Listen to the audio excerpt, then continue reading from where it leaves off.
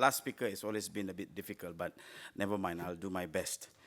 Thank you very much from the bottom of my heart to the organizer for allowing me to be here.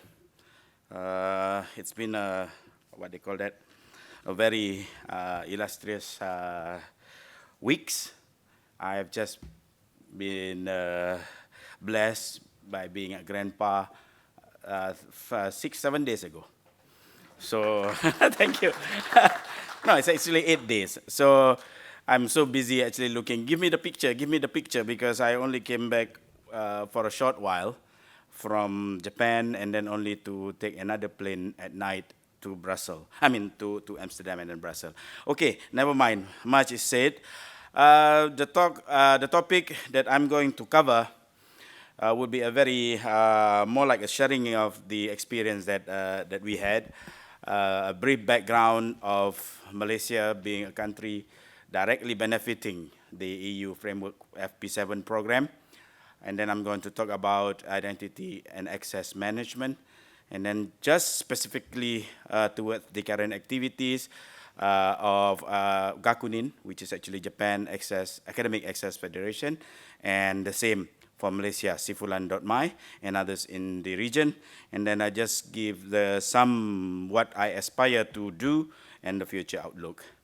So briefly, just a little bit of my involvement. I first attended the Enabling Grid for eScience in 2006 in Geneva, Switzerland. And I have to thank Dr. Simon Lin. I think many of you knows about Dr. Simon Lin from Academia Sinica. And we soon afterwards became partner of quite a successful EU Asia Grid project headed by INFN, Professor Marco Paganoni, which has had, to me, the greatest impact on Malaysia. We actually continue with the initiative towards the EGI Inspire as Asia Pacific Joint Research Unit together with Academia Sinica. And then we just concluded the signing of the grant agreement thanks to my good friend Yannick Legre for the EGI Engage. And although we are a small partner as a competency center, but we will always would like to be part of the vibrant community, as I can see since this morning. So let me talk a little bit about how the journey. We are already connected to JEON via Trans-Eurasian Information Network, TAIN, since 2005, as do Indonesia, as well as the rest of ASEAN countries, except Brunei. And we tried, but Brunei maybe seems to have their own way of doing things. I respect that decision. And we established Malaysian Research and Education Network at the time when timely TAIN started knocking on our door, right? So just to reiterate back as to how, as a partner of EU Asia Grid project, created the greatest impact on the development of grid and distributed computing in Malaysia. We started with nothing. Okay, we started with zero. We began the technical capability to build the first cluster according to the standard outlined by EGEE, which is then, and eventually managed during the time, and EU Asia Grid project have one certified site, which is at my university. And during the course of that time to have the certified site, we actually revised the terms of reference. We do have a terms of reference for the National Grid Computing Initiative, and by virtue of us learning from the experience we had with the EU, at that time, EGEE, we know that we were not doing the right thing, so we changed. Okay, so I have to say that I'm the one single-handedly actually going and against the grain of the government to actually change that. So now we have several certified sites that contributed over 700 cores. It is not much compared to some 4 or I don't know, 500,000 CPUs or even more. But it's okay, you know, because we are following and we are having the certified site, and then it's just a matter of time, and We will soon have another infrastructure, another 700, because we just signed the agreement to enter into CMS. And Malaysia has just established the National Center for Particle Physics for that. And of course, we believe in the sharing principle of to get some, you should give some. So this is, again, relates back to my last point about this. For sustainability, every country should actually try the best they can to try and contribute and then share. So we did, in fact, or rather I personally, as part of MyRAN next phase of development of the cyber infrastructure, we include not just the network as previously, we include also compute and storage. So it will be a blank CPUs and a blank storage in which we will illustrate hopefully with the best practices of EGI, Chainrate, and all our partners that we have. So I see a lot of beautiful things that are happening now, and we don't need to reinvent the wheel. We just sort of like, by virtue of your courtesy, we will be able to use it, hopefully. Right, so to those of you who do not know about TAIN, this is the network topology. We have a direct connectivity between all the Asian nations there, Malaysia, Singapore, Brunei, Malaysia, Singapore, Vietnam, Thailand, and all the rest connected to Europe via GEON. They have two links that connects itself to Europe. So there was a question that I raised, how about ASRAN? Okay, it's just a matter of looking at where the peering point is. I believe, if I'm not mistaken, the peering point for Trans-Eurasian Information Network that links us in that region, in our region, is actually Amsterdam. I may be wrong, but nevertheless, whether it is Amsterdam, whether it is London, it's just a matter of anyone, wishing to peer, they can just peer. If there is a lot of money to be spent, you can have direct connection from Fallujah to Kuala Lumpur. That is another one. I don't know, maybe somebody has got a lot of money to have that direct connectivity from Fallujah, which is actually in, Fallujah is what, UAE?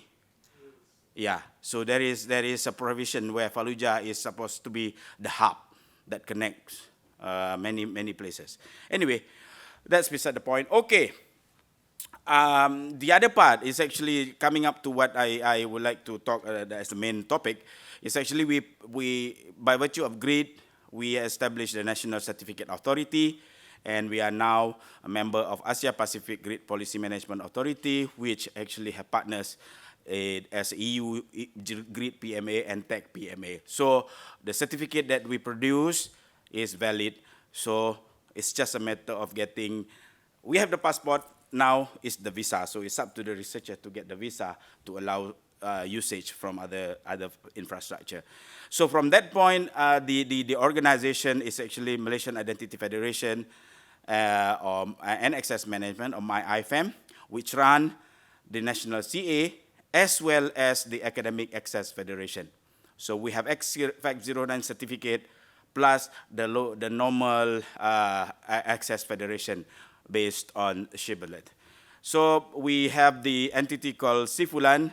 If you are from Arabic descent, Fulan bin Fulan is like John Doe.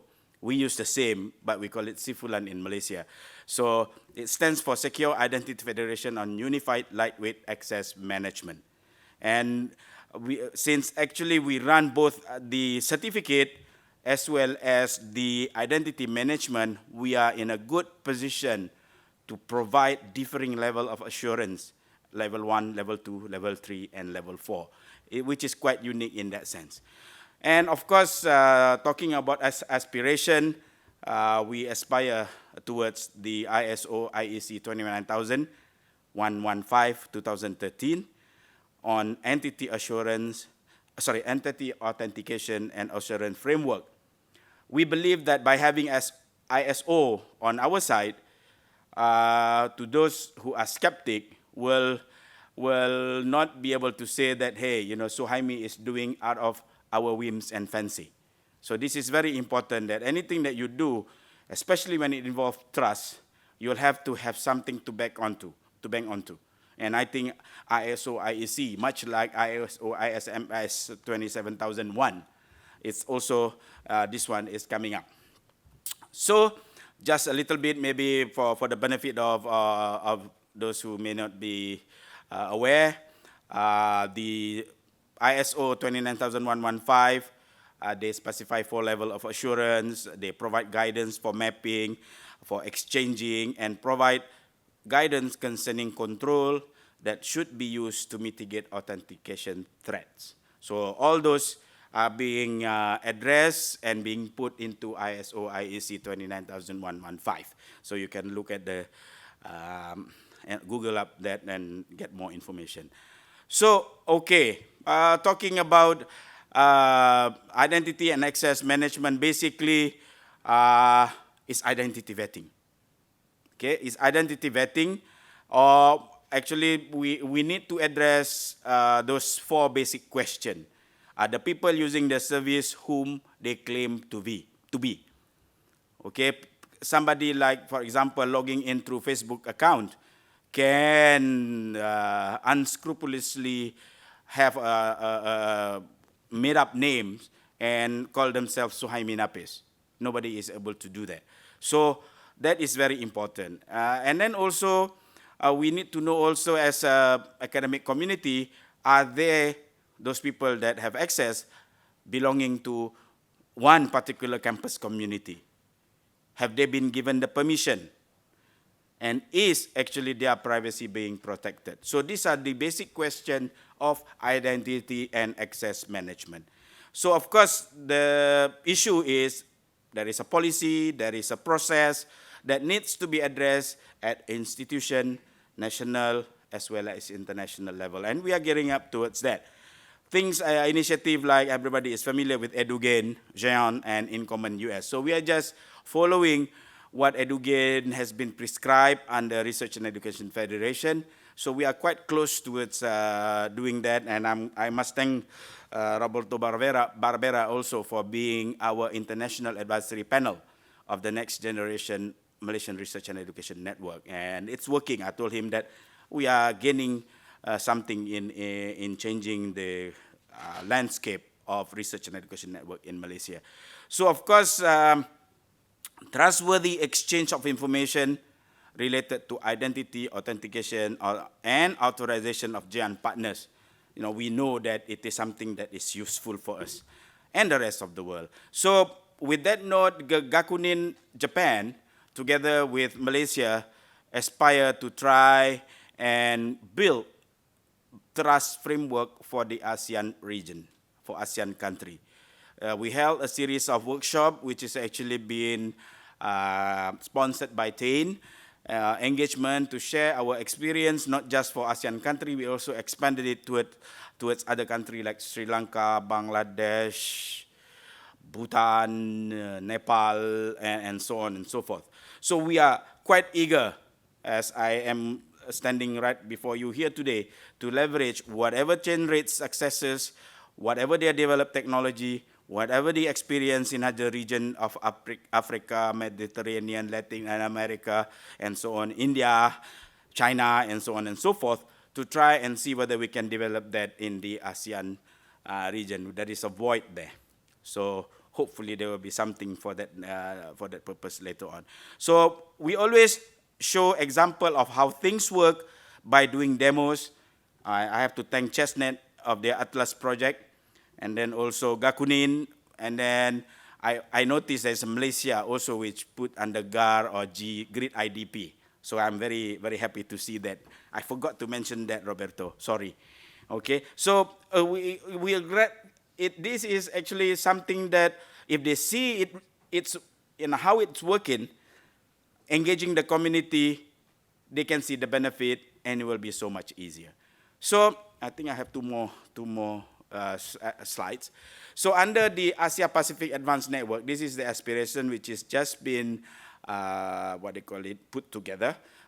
Identity and Access Management Task Force under the Asia Pacific Advanced Network have the objective of supporting and development of and establishment of RNE Identity Federation, and eduroam services in the Asia-Pacific region. So we have New Zealand, Australia, Japan, Malaysia, Korea, and the likes that are part of this IAM task force. And of course, we believe that sharing can be enhanced if we know who access what, and want to make sure users understand that in the future, it is necessary to develop the trust framework so that there won't be any access without identity vetting, and there will not be any more anonymous access just simply glancing through. So it's only proper that if you enter into somebody else's home, you at least knock, hi, I'm such and such from this, and I would like to enter your premise. So of course, long-term repercussion would be digital learning environment, facilitating credit transfer, the learning analytics that can go towards getting the massively open online course to be determined, and also important in sharing data and repository. So as a conclusion, we hope that we can have this ASEAN Catch-all Federation and also for the homeless soon. We hope to expand the expansion of access to online services, for example, like library subscription, education content, and so on. We will try in that note to negotiate for better pricing of library subscription and other cloud services, especially for students. So of course, I have received a few already service provider and identity companies knocking on our door to partner for taking into the possibility of business in the in the ASEAN region. So I like to acknowledge Farhan, which is actually the technical guy from Perdana University Center for Bioinformatics, and my two collaborators from Gakunin, Motonori and Yamaji. And just a little bit of announcement. The Asia Pacific Advanced Network Conference will be from the 10th to the 14th of August 2015 in Kuala Lumpur, Malaysia. Further information is apan.net. And I would hope to see some of you, if not all, in this beautiful Malaysia. So you know, to know Malaysia is to love Malaysia. So you know all that in the CNN always. Okay, thank you very much. And that's my email if anybody wish to contact me. Thank you. Thank you very much, Suhaimi, for this overview of what's happening in Malaysia and other countries concerning identity management. Questions or comments? Okay, if not, Yeah. Excuse me, this is the worst question. What about the legal mutual recognition? Sorry? What about legal mutual recognition in Asia? Seems to be at zero standstill. I know. I'm not able to answer that, directly, but whatever that we have at the moment, we just need to be able to try and build the trust first before the legal implication. In fact, during the time when we have the grant agreement, even in Malaysia, they will say, why do you need to have Brussels legal mitigation to be legally mitigated here? Yes, you are right. I have no answer to that. It's the worst that I could do. But like I said, you have to start trusting before you actually put a legal binding onto it. Trust is something that is to be built over a long period of time. And I can say, just for myself, even in Malaysia, sharing within Malaysia and within department is still a challenging task for me, let alone doing it nationally and regionally and internationally. So that is my personal view, and I'm not sure about others, how you feel. Maybe some other people can answer. Thank you. any other questions or comments? Good. Okay, if not, let's thank the speaker again. And this is the end of this session, and I give the floor to Federico and Alexandra